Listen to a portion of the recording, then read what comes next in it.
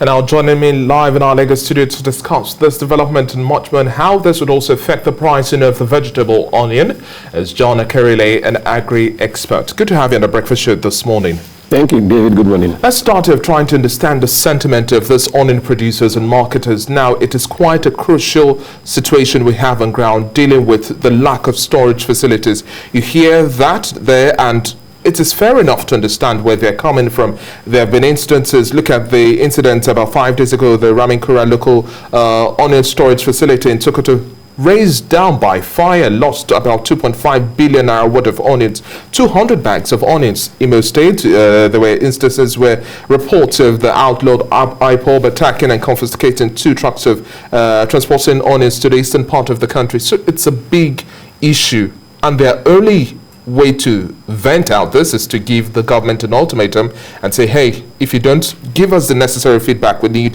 we're not going to send onions to the south. Thank you, David. I think for them to have given that is just the normal scenario that have been playing out in this country, Nigeria. Many people always come to the table to give demands or to give their grievances as to patterns of operations in Nigeria. But the point is, we have a government that does not have ears. They do not hear.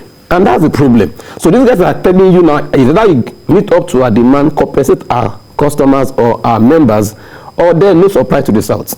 So it's just a way of saying we'll go on strike in the south here, and so if you don't give us this, we will shut down the whole economy and nothing will happen until we come to the round table to discuss. So I think the government at this point should call this onion association, sit on a round table and see how they can compensate them or pay them in batches for compensations, and then you can see that we can have a bit of negotiation, and then we can move on gradually from where we are to where we are today. Do you think this can be achieved in the next 48 hours? That's when the ultimatum, the expiration of the deadline. A responsive government can get this done in 24 hours. A responsive government can get this done in 24 hours. 48 hours is even too much. It's too much time for them to get this up. Where are these guys coming from? Some are in the north, some are in the south, some are in the east or west. What is the distance of traveling from all of this region to get to Abuja and then sit down in 2-3 hours and get it sorted out? A responsive government that has a listening here will see what people are saying, look at the agitations, call them to a round table and look at the pros and cons of these negotiations, and let's forge a peaceful atmosphere for each other. This is their investment, and they cannot just leave it to the open and then, like you said, pray to God that they have their wares still safe. But now, at this point in time, let's really talk aggressively at storage facilities and how this also affects the pricing of vegetables. You look at onions, tomatoes, and other perishable goods as well. The shelf life is quite short.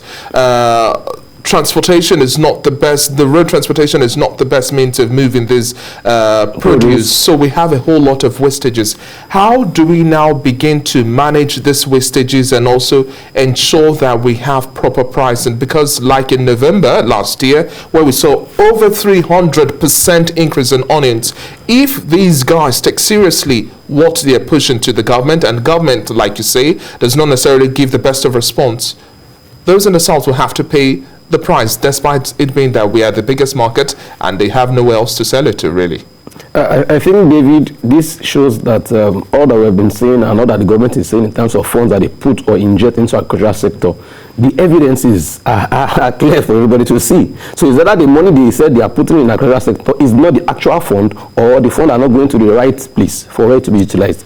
Now look at the issue of storage. I've said times that number, that for a right-thinking government who knows what to do at the right time, or listening to people who give them suggestions or ideas about how to go about things, I've said times about that. In a country where you know that we have a long life cycle of consumption of agro-produce, why not make sure that your storage facility is top-notch? And I said it all across different states, have storage hubs. I've said that continuously. What is happening now is that there's no storage hub for them to even store those that we have. Wastages will come. Look at the times of tomato puree. I said that too. The number of tomato we produce compared to the number of one that is processed, you see that is extremely low.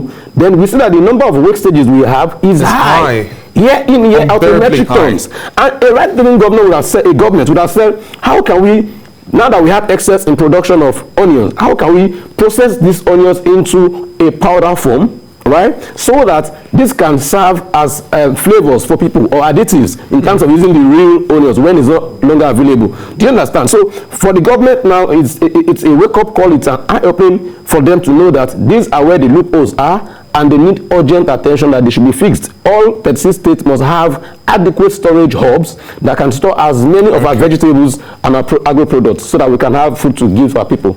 Well, we'll just keep our fingers crossed and hope that government also takes seriously the matter on ground at this point in time from the onion producers and then Marketers Association. We wouldn't want to see a further surge in terms of the food prices we already have. Nigerians are paying much more than ordinary. Thank you very much for your time on the Breakfast Show this morning. Thank you for having me. It's been a pleasure speaking with you.